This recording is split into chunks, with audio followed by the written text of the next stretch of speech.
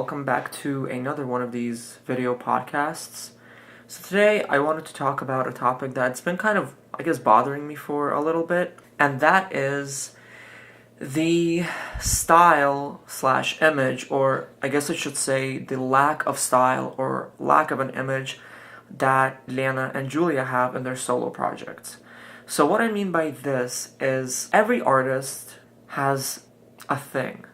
You know them for something, they project some sort of image, they have some sort of message.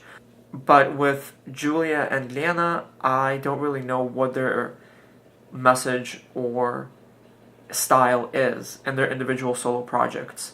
I just know that they're ex-members of t.A.T.u, and I feel like that's kind of how everybody else knows them. But they don't really stand out on their own in any way. Neither of them has a style or an image that is associated with their projects. First, I wanted to talk about why a style or an image is important to a music project, to a band, to a group, to a singer. I think, number one, style helps identify who the artist is. It helps define the artist and the project and what they're trying to say with their artistry. Number two, an image or a style helps differentiate an artist from other artists. It's what shows why that singer or band is unique and not like everybody else. And also, a style or an image gives something for fans to identify with and to grasp onto. It's the reason for listeners to become fans. Because when somebody sees that there's something unique about a singer or a band that they don't find in any other musical project, the listeners gravitate towards that musical project and they stick around and continue listening to them, continue buying their songs, because there's something about that artist that appeals to them. Not just the music, but the way they present themselves, the way they look, the way they act, the way their overall presence is projected, their aesthetic, I guess you could say. So to better define what I mean by style, let's take t.A.T.u and their style for example. So t.A.T.u, number one, they always stood for love, and they always stood for self-expression, first and foremost. That was like sort of the foundation of the whole project. All of our songs is about our life, our love, and about freedom, about independence, it doesn't matter whom you love, just you need to love, you need to have this feeling. To show those themes, to express them, t.A.T.u had an image, and that image was schoolgirl lesbians singing about forbidden love. So people paid attention to t.A.T.u for several reasons. Number one, the same-sex love theme was really never done to that extent in music at that point, as a full-blown music project. Number two, the girls at the time were teenagers, so their age made the image a little more controversial. So it raised a few more eyebrows and made people pay attention. And also, they weren't afraid to say or do as they pleased. They had this almost rock and roll, I don't give a damn attitude, whether in their songs, in their music videos, in their interviews. Let's stop discussing our case. Okay. It's our private life. Ты расслабься, все хорошо. Okay, but it's just as funny when you say it's private because it's all over MTV and your album is at the top of the chart. It doesn't matter. It doesn't matter. On MTV we can do whatever we want. As you become a very rich and famous superstar, is your life going to change? We are already superstars. In their stage presence,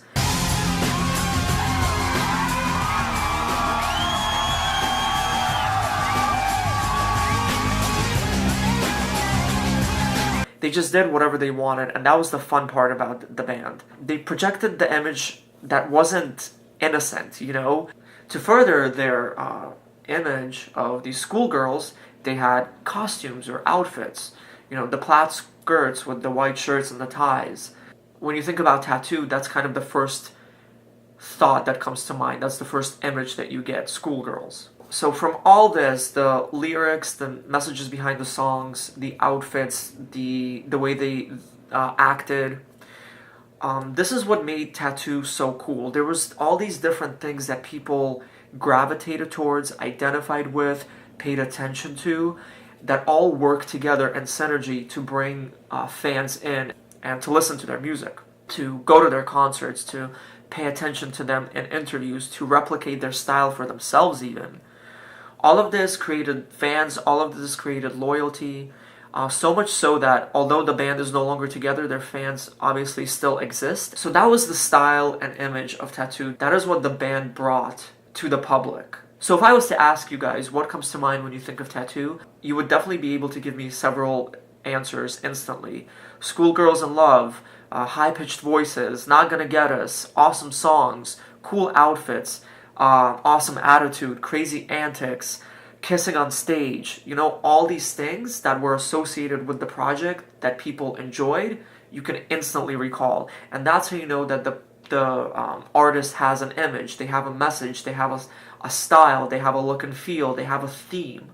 When you can instantly recall what that artist is known for, what that band is known for. When the image doesn't exist, I believe it starts to get a little problematic, because you kind of have to rely more heavily on other elements to stay relevant, to get attention from listeners. t.A.T.u started to lose their image of these schoolgirls, which is what really they were mainly known for, lesbian schoolgirls, with the release of their second album. And obviously they did it, as we all know, purposely. They tried to detach themselves from that image because they were already grown up, they were in their early 20s, they weren't in that schoolgirl age anymore.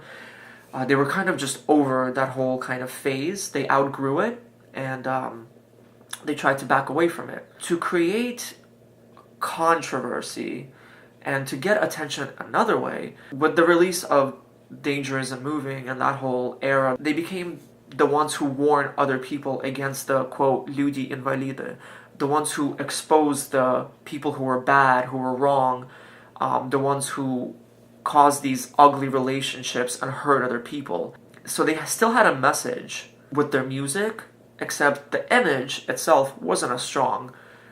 At that point, if you just started listening to t.A.T.u and you didn't know about them prior to the second album, if you were to say, what is their image? You couldn't really answer it as easily as you could when they were in their 200 kilometer per hour era.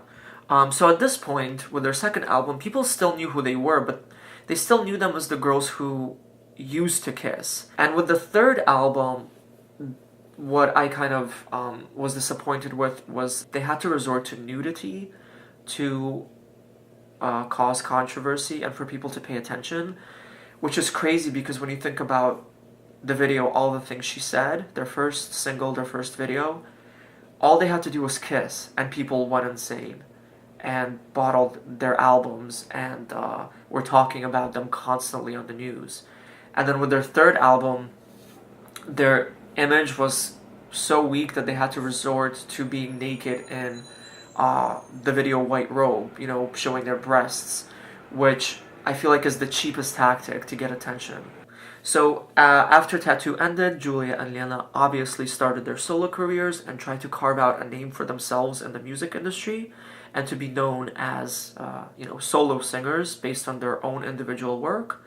So now fast forward to 2018, I honestly don't know who Julia and Lena are as solo artists. I know that they used to be in t.A.T.u and then they started solo projects, but they're not known for anything.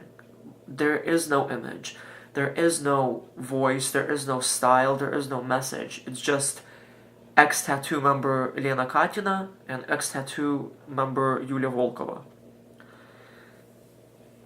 I mean, yeah, they're former t.A.T.u members, they're Russian singers, but what else? What I find interesting is they both started their potential images at the beginning of their projects with these initial photo shoots that they had.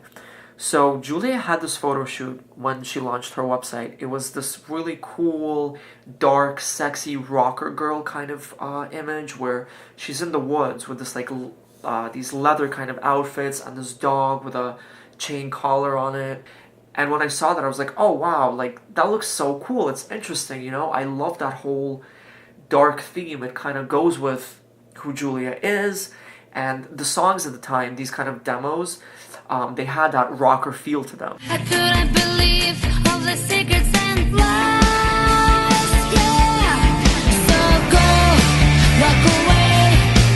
So I was like, okay, I guess that's what she's gonna go with. I could see that working. She's this kind of bad girl, which, you know, she was always the more fiery one in the band. That's just her overall natural personality. So I thought that would be a really good fit. And Lena, the first photo shoot she had for the launch of her website, I thought was awesome as well. It was this mysterious image that I really wanted to know more about. The pictures that had these sort of weird circus clown hands taking her photo, and these mechanical arms applying her makeup, the silhouette of her body with this ornate headpiece. I thought it was so cool. I was like, oh my god, like, what is this? It's so mysterious. Who do these weird hands belong to? Why is there a machine putting makeup on her? I really was curious behind the story of these really cool images. I got so excited. But unfortunately, the story, along with the amazing silhouette necklace that I thought they were going to sell, never came to fruition and just disappeared. And that kind of happened with Julia as well. This dark rocker girl image, this whole sex rock thing that she was talking about, never really went anywhere either. Lena then had these photo shoots where they tried to give her this sort of 50s style pinup girl almost type of look that I didn't really care for. The look she had in Never Forget, this classic beautiful girl, but honestly it's nothing special, and I thought it kind of aged her. It was nothing really memorable.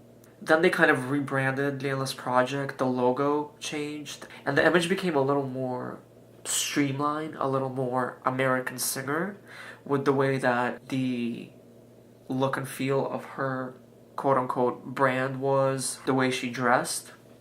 But again, nothing special.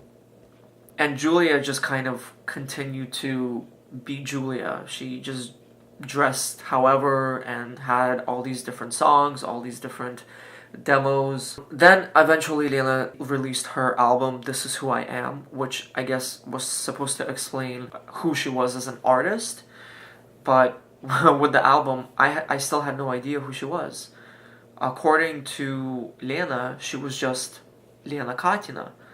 That's great, but I don't know who that is. I know that you're an ex-singer of t.A.T.u, but who are you as solo singer Lena Katina? The first album really did nothing to tell listeners that. For instance, with Never Forget, she said that she wanted to kind of bury t.A.T.u, let go of it, you know, that wasn't her past and now she's moving forward. But then she releases her album and it's full of these tattoo photos and memories about tattoo times with all these pictures that weren't even rare photos. It was photos that we've seen 100 different times, plastered all over the pages of her album. So what does that tell me about you as a solo artist? That you're an ex-member of t.A.T.u, but what else? But, you know, at least Lena managed to release an album. Julia, we're still waiting on her, and I understand, you know, vocal problems, surgeries, losing her voice, all that. Have to take that into consideration. At least Lena tried to kind of create some sort of image with all these different reiterations of style, but Julia really never had any sort of image. She really never grasped onto anything. Some of the more memorable outfits or looks of hers that I can recall that I really kind of wish she stuck with, but didn't end up sticking with, unfortunately, was when she first presented the song Держи меня рядом. You know, she dressed up in this really cool head-to-toe black outfit. She had her hair done. She had choreography. And then that was it. She never kind of dressed like that again. She never danced that song again. And I was like, oh, come on. Like, I thought this was finally when she was going to create some sort of image, some sort of identifiable look to her project. But it was just a one-off. Then she had the Просто забыть presentation of the song, where she wore that oversized jacket. And I thought, okay, she's gonna have this look. This is gonna be her style. This is kind of gonna be the image that she's gonna go with from now on. And no, that really never manifested either. So at this point, for both girls, there really is nothing that I can identify their solo projects with. Yes, Lena has an album, but so what? She has no message, really. What is her niche? What is her angle? What is her shtick, you know? Same with Julia. They're just two singers who used to be in t.A.T.u who now have solo projects. That is the only thing that you know them for. What else? And it bothers me because it shouldn't be this hard to create an image, to create a style, to create a cohesive look and feel for people to gravitate towards for a solo singer. If you have creativity, if you have a team behind you, they're not just doing this completely on their own. But unfortunately, there's really nothing at this point that identify them as solo artists. For both girls, I also think that it's kind of silly to perform t.A.T.u songs. I understand that they always say fans ask for them, fans want them, but setlist after setlist, I see that there's more t.A.T.u songs than their own solo songs. What is the point of that? Then just join together and sing t.A.T.u songs if that's what people want. If you're going to be establishing yourself as a solo artist, then show me more of your solo songs. Concentrate more on that. The reason people ask for t.A.T.u songs is because your own songs are not good enough. Your own project isn't memorable enough. Nobody cares about it enough. They want to hear the old stuff that they liked because it was marketed to them in a better way. It was better quality. Make your current solo projects the same quality as the songs of t.A.T.u. Release more songs. Write more songs. Spend more time in the studio. And I understand, I mean, obviously there's limitations. The budget might not be as high. It's not as easy. But I don't know. It's not good enough. And fans are craving it. Think about every flyer that you've seen promoting Julia's or Lena's solo shows. It always has t.A.T.u in front of their names. And if I was a solo singer, I would say, honestly, guys, I want to establish myself as a solo singer. Stop putting t.A.T.u in front of my name. Just put Lena, just put Julia. But there's a reason for that. They're not letting go of their past for a reason, and that's because of marketing. If they did not put the t.A.T.u title in front of their names on a promotional flyer, people would not pay attention. People would not know who Lena Katina or Julia Volkova are just based on their name alone. So to fill up a venue with a flyer that just says Lena Katina or Julia Volkova is a lot harder than putting t.A.T.u in front of their names, because people will say, oh yeah, t.A.T.u, I remember them, as opposed to Julia, Lena, who is that? Until they carve out an image and music for themselves that stands on its own and cements them into the music industry on their own merit, they will forever just be known as t.A.T.u members. What I'm seeing now from Lena's project, however, is that there's an image evolving. She, again, is transforming her project, and with these new songs, there's a cohesive style. With the photo shoot that she had with Rebel School, which, by the way, their name changed, there's a cohesive look. She's using that photo shoot in her album artwork for Kose, and the album artwork for McDonald's. She's using that same image in the visors, you know, the hair, the makeup, the clothing. They're consistent. It's the same in the photo shoot as it is on the album cover, as it is in the visor. And I really hope that she sticks to the style, because it's a style. The music is cohesive, the clothing is cohesive, the album artwork is cohesive. I pray that she stays with this and continues the style and image, because at least she will be known for a certain look and feel. Continuing to do these eclectic, random, one-off looks, outfits, styles, it just throws the listener off. When your music is all over the place and you have random sounding songs, eclectic sounding songs that don't go together, the listener doesn't know what to identify with. I think as humans, we like to put things in boxes. We like to categorize things. That's how our mind works.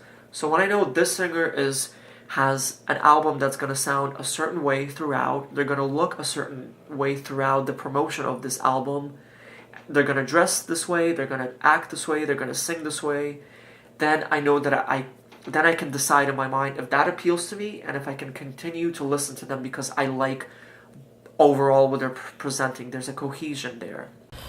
Anyway, guys, thanks for listening. Let me know what your comments are on this topic, either in the comment section of the YouTube video or in the comment section of the Facebook post. And I'll see you next time. Bye.